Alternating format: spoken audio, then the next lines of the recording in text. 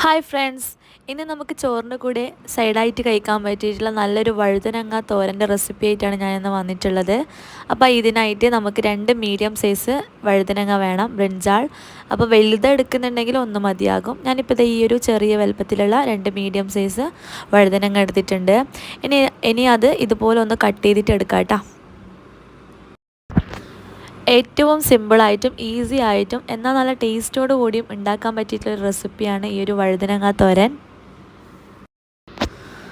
ഇതുപോലെ ഒന്ന് ചെറിയ പീസാക്കിയിട്ട് കട്ട് ചെയ്തിട്ടുണ്ട്.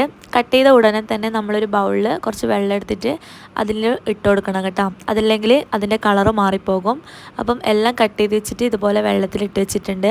ഇനി അടുത്തതായിട്ട് ഒരു അരപ്പ് നമുക്ക് തയ്യാറാക്കണം. അതിനായിട്ട് ഒരു അരക്കപ്പ് തേങ്ങ എടുത്തിട്ടുണ്ട്. അതിലേക്ക് ഒരു പച്ചമുളകാണ് എടുത്തിട്ടുള്ളത്. നിങ്ങൾക്ക് എരിവ് കൂടുതൽ വേണമെങ്കിൽ അതിനനുസരിച്ചിട്ടിടാം. 1/4 ടീസ്പൂൺ മഞ്ഞൾപ്പൊടിയും ചേർത്തിട്ട് നമുക്ക് ജസ്റ്റ് ഒന്ന് ഇതൊന്ന് ഒതുക്കിയിട്ട് വരാം, ക്രഷ് ചെയ്തെടുത്തിട്ട് വരാം. അപ്പോൾ കണ്ടോ, 2-3 തവണ ഒന്ന് പൾസ് ചെയ്തെടുത്തതിനാൽ ഇതുപോലെ ഒന്ന് കിട്ടും കേട്ടോ. ഇനി ഒന്നുമില്ല, ഇനി നമുക്ക് ഉണ്ടാക്കാൻ തുടങ്ങാം. അടുപ്പത്തൊരു ചട്ടി വെക്കാം.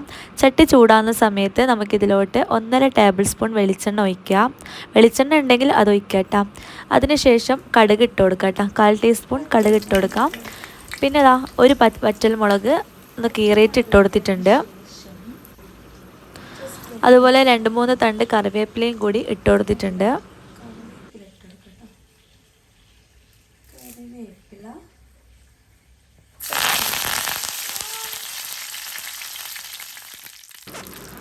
പിന്നെ ഒരു 4-5 വെളുത്തുള്ളി ചെറുതായിട്ട് കട്ട് ചെയ്തിട്ട് അതും കൂടി ഇട്ട് കൊടുത്തിട്ടുണ്ട് കേട്ടോ. അപ്പം വെളുത്തുള്ളി ചെറുതായിട്ട് കട്ട് ചെയ്തിട്ട് ഇട്ട് കൊടുക്കുക, അരച്ച് ചേർക്കരുത്. അതും കൂടി ഇട്ടിട്ട് നന്നായിട്ടൊന്ന് ഇതൊന്ന് മൂപ്പിച്ചെടുക്കണം.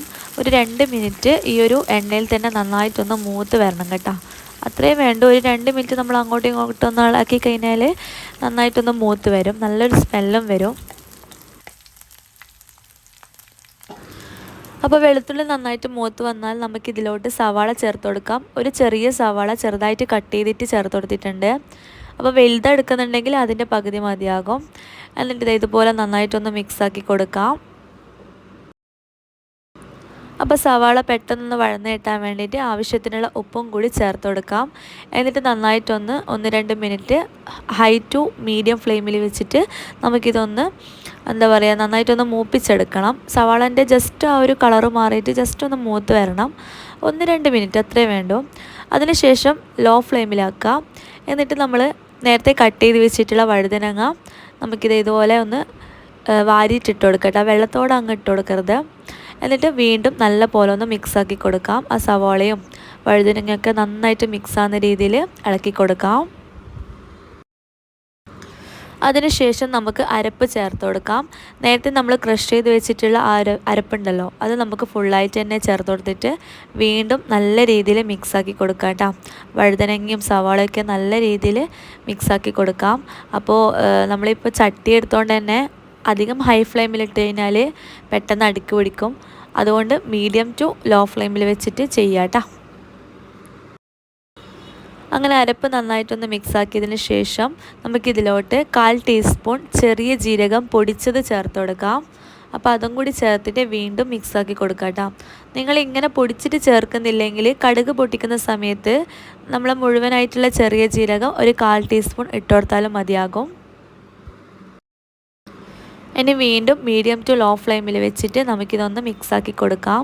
എന്നിട്ട് അടച്ച് വെച്ചിട്ട് ഒരു 2 മിനിറ്റ് വേവിച്ചെടുക്കണം. അപ്പം 2 മിനിറ്റും അടച്ച് വെച്ച് വേവിക്കരുത്.